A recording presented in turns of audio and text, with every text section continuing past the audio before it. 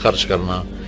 ایک دفعہ حاتم طائی سے کسی نے پوچھا اپنے سے بڑا سخی بھی دیکھا؟ کہنے لگا عرب کا ہر بدو مجھ سے بڑا سخی ہے، مجھے تو اللہ نے رزق دیا تو میری سخاوت مشہور ہو گئی۔ پھر ایک واقعہ سنایا کہ میں ایک سفر میں تھا تو ایک بدو کے یہاں مہمان ٹھہرا، تو عربوں میں سری کھانے کا بڑا رواج ہے، اور سری کا مغز خاص طور پہ بہت شوق سے کھاتے۔ تو اس نے جب وہ مغز نکال کے کھایا تو اس کے منہ سے نکلا کہ واہ بھائی واہ، یہ مغز بڑا پیارا پکا ہوا ہے۔ تو وہ بدو اٹھا اور سریاں کاٹ کاٹ کے لاتا رہا اور بنا کے کھلاتا رہا۔ صبح اٹھ کے دیکھا تو 100 بکریاں اس نے ذبح کر کے کاٹ کے ان کے صرف سری پکا کے مغز حاتم کو کھلایا تھا، اور بھی مہمان تھے۔ تو حاتم کہنے لگا کہ تو نے یہ کیا کیا ہے؟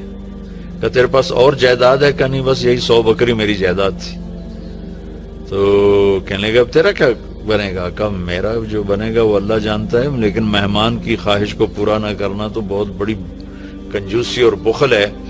تو حاتم کہنے لگا وہ مجھ سے بڑا سخی تھا، ساری جائیداد قربان کر دی۔ پھر حاتم نے 100 بکری کے بدلے میں اس کو 100 اونٹ دیے تحفے کے طور پر۔ تو اگر آپ اٹھا کر دیکھیں تو واقعات بھرے پڑے ہیں۔ انسان کی طبیعت میں بخل ہے، سخاوت لانی پڑتی ہے۔ عبید اللہ بن عباس، حضرت عباس کے بیٹوں میں ان کی سخاوت ضرب المثل ہے، بہت بڑے سخی تھے۔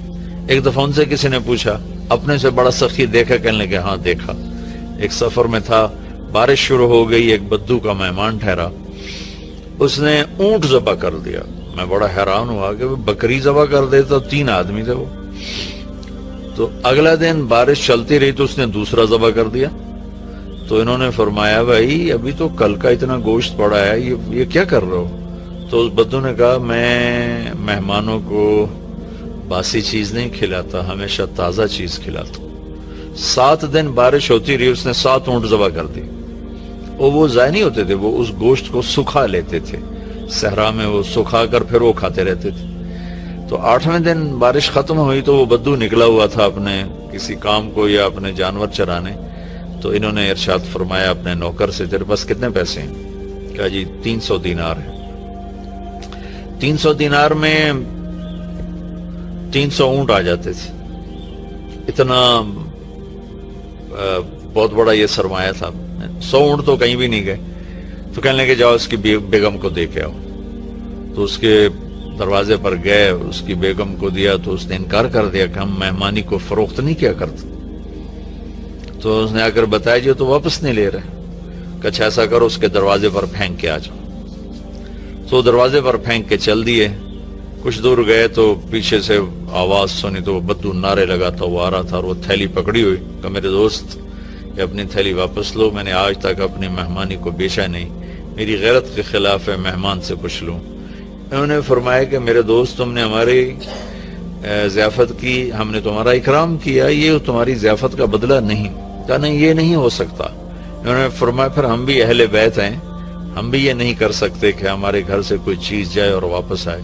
تو اس نے نیزہ اٹھا لیا، کہا یا یہ پیسے واپس لے یا یہی نیزہ تیرے سینے کے پار کر دوں۔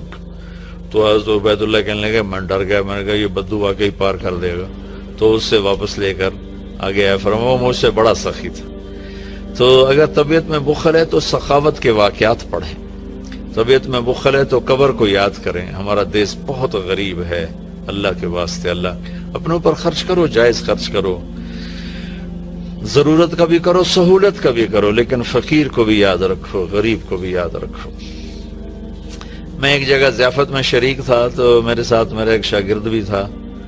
ہم اٹھ کے چلے تو وہ مجھ سے کہیں پہلے اٹھ کر گیا، ایک کونے میں بیٹھا تھا، میں نے دیکھا تو رو رہا تھا۔ میں نے کہا کیا ہوا؟ کہنے لگا کچھ نہیں جی۔ میں نے کہا بتاؤ تجھے رو کیوں رہے ہو؟ کہ یہ جو آج ضیافت تھی ایک وقت کی، اس پر جتنا خرچ ہوا ہے اس پر میرا پورا مہینہ گزر سکتا ہے، میرا اتنا لو لیول ہے زندگی کا، لیکن غریبوں کو پوچھتا ہی کوئی نہیں ہے۔ تو سخی بننا اللہ کو پسند ہے، اور بخیل اللہ کا دوست ہو نہیں سکتا، اور جب تک زکوٰۃ ادا نہیں کرے گا جنت میں جا نہیں سکتا۔ فَتُقْوَى بِهَا جِبَاهُهُمْ وَجُنُوبُهُمْ وَظُهُورُهُمْ هَذَا مَا كَنَزْتُمْ لِأَنفُسِكُمْ۔ زکوٰۃ نہیں ادا کی تو اللہ حفاظت فرمائے وہی مال پھر گرم کر کے جسم پہ لگایا جائے گا. تو عورتیں زکوٰۃ ادا نہیں کرتی، مرد نہیں کرتے. 100 میں 10% نمازی تو ہیں، لیکن 100 مالدار اکٹھے کروں تو ایک زکوٰۃ دینے والا نہیں ہے. کوئی 10,000 میں جا کر کوئی ایک آدھ ملتا ہے. اللہ کے واسطے اپنی اس کی عادت ڈالیں. اللہ تعالیٰ کو حضرت ہاشم کا واقعہ سناتا ہوں، بہت مزیدار واقعہ ہے.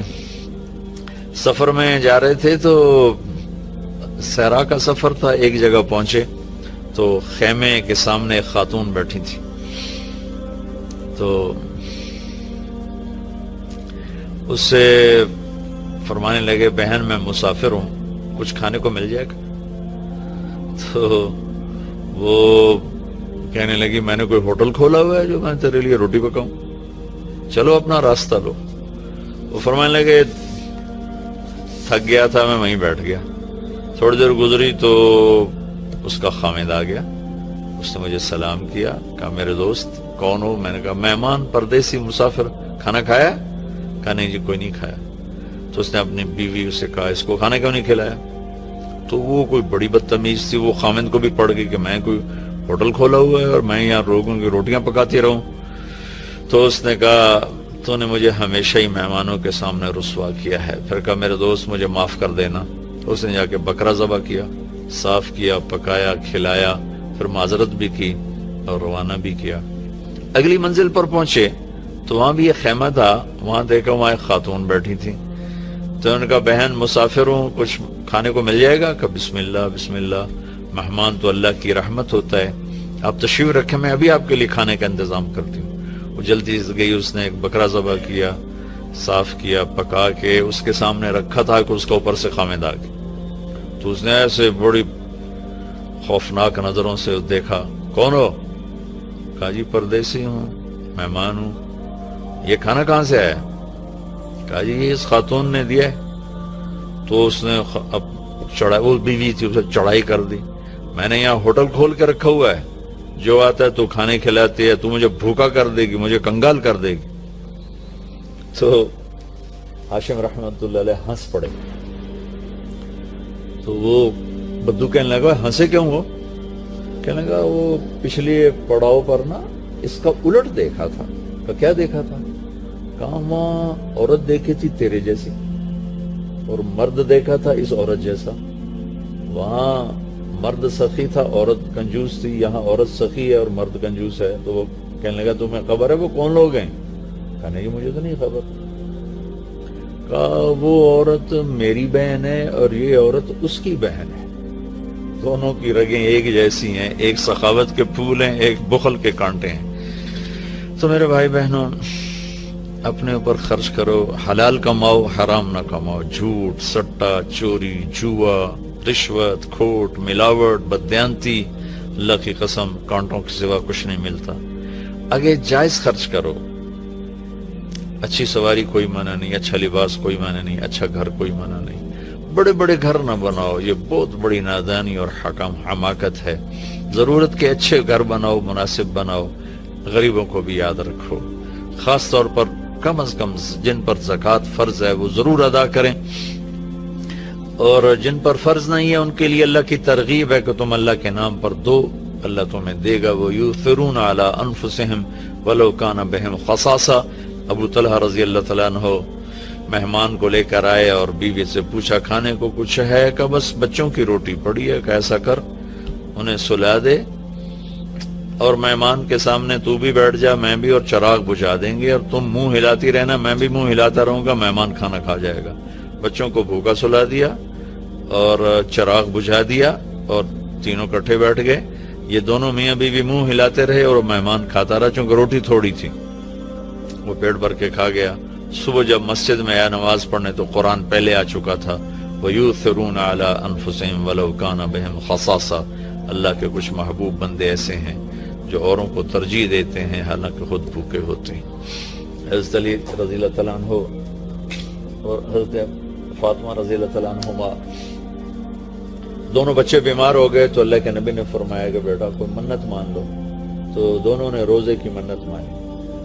تو گھر میں کچھ تھا نہیں تو شمعون یہودی سے کچھ اون لے کر آئے حضرت علی رضی اللہ تعالیٰ عنہ، اس کو حضرت فاطمہ رضی اللہ تعالیٰ عنہ نے صاف کیا، تو کچھ تھوڑے جو ملے اس کو پیس کر انہوں نے